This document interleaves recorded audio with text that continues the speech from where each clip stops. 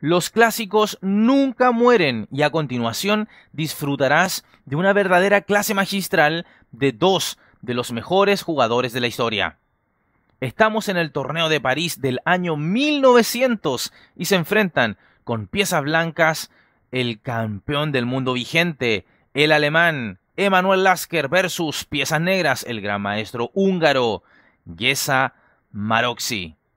Dos, como ya dije, de los mejores jugadores de la época y de todos los tiempos. ¿Cómo no reconocer el apellido Maroczy en muchas de las variantes de la teoría moderna de aperturas, verdad?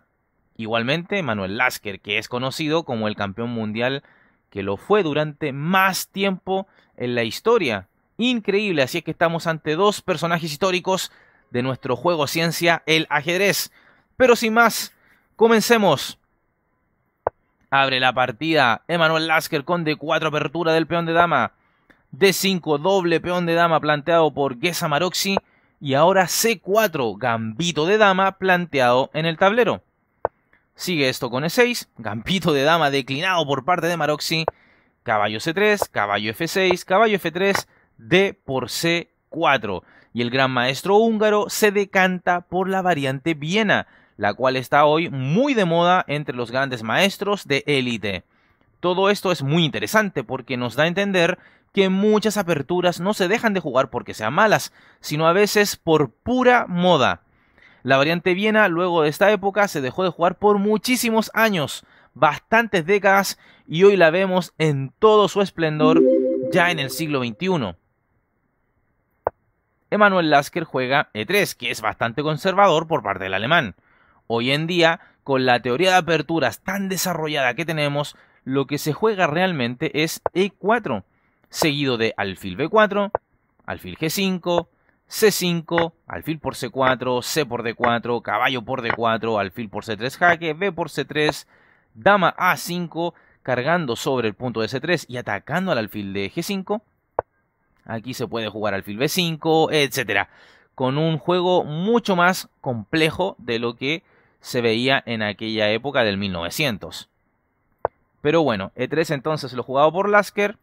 Maroczy C5 golpeando el centro. Alfil por C4, A6 buscando el avance B5. Así es que el campeón del mundo se anticipa con A4. Sigue la partida con caballo C6, enroque, C por D4, E por D4. Y tenemos el afamado peón D aislado. Acá, tal como en otros videos, veremos cómo jugar con este peón. He dicho múltiples veces que el plan negro debe ser simplificar la posición tanto como sea posible para que la debilidad del peón aislado se maximice, y todo ello porque este no tiene compañeros peones que lo defiendan. Por otra parte, las blancas tendrán un plan que verás durante la partida. Sigamos. Alfil E7, alfil E3, enroque, dama E2, dama A5, torre FD1, torre D8, torre AC1, caballo B4, caballo E5. Y acá lo tenemos. Tal como vimos en la partida de Polugayevsky contra Lutikov, el blanco usa su peón aislado para instalar un fuerte caballo en E5. Pero ahora debes estar atento porque lo siguiente que verás será otra estrategia de cómo jugar con este peón aislado. Vamos a ver qué es lo que hizo el negro primeramente. Caballo FD5. Ok, las negras saben que deben instalar un bloqueador sobre el peón aislado blanco. Es una instrucción de manual. Sin embargo, se dejan llevar dogmáticamente por este principio, omitiendo las opciones de las blancas. Mucho mejor era seguir avanzando en su desarrollo con alfil D7, sin lugar a dudas. Pero bueno, en la partida se jugó este caballo FD5, que es un error, como ya acabamos de decir. Alfil B3, torre F8, una jugada que, en honor a la verdad, me cuesta entender. No les voy a inventar cosas respecto a cuál es el motivo de esta jugada. A ver, si ustedes se animan, que me lo expliquen por favor en los comentarios. Sigue Lasker con caballo E4 y ahora dama D8. Y la dama se ubica en la casilla de la torre que antes estuvo allí, en D8. No sé, No entiendo la falta de desarrollo voluntario a la que apela Maroczy. Bueno, ahora el plan de Lasker. F4, que a la máquina mucho no le gusta, pero a mí sí. Su idea es romper con un F5 y así abrir la diagonal de su alfil de B3, a fin de golpear sin estorbos sobre el punto de F7. Sigue la partida con B6, alfil de 2, preservando la pareja de alfiles, la cual podría ser muy útil una vez se abra definitivamente la posición. Alfil B7, caballo G3, torre C8, F5. La eliminación del peón E6 contribuye para la activación del alfil de B3 y de esta manera además se abre la columna F. No hay una torre ahí, pero podría ser igualmente útil. Torre por C1 responde Maroczy, torre por C1, E por F5. Con esto Maroczy solo facilita el plan de Lasker. De hecho, aumenta más el poder del alfil del campeón del mundo. Caballo por F5, alfil F6. Y ahora el plan blanco será desviar al caballo que bloquea al peón aislado de D4 y de esa manera apretar el punto de F7. Alfil por B4, caballo por B4 y ahora el jugadón caballo por F7, que es brutal porque ahora queda de manifiesto que el rey negro ha sido vulnerado y que esto será un problema sin solución para el segundo jugador. Bueno, acá no hay nada mejor que capturar el caballo, puesto que este amenaza a la dama y además favorece jaques a la descubierta con su alfil desde B3. Entonces, torre por F7, dama E6, por supuesto incrementando la presión sobre la torre clavada, y ahora que es Maroczy decide jugar rey H8, entregando su torre. En caso de alfil D5, las blancas rematarían la partida con alfil por D5, las negras dama por D5 y ahora torre C8 jaque, alfil D8, caballo E7 jaque y cae la dama a la siguiente. Otra posibilidad podría ser caballo D5, que probablemente estés considerando, pero luego de caballo D6 presionando sobre la torre clavada de F7, dama D7, alfil por D5, dama por D5, seguiría torre C8 jaque y la demolición de la posición negra sería completa. Así es que nada de esto se jugó en la partida, sino es que Maroczy renuncia a su torre jugando rey H8.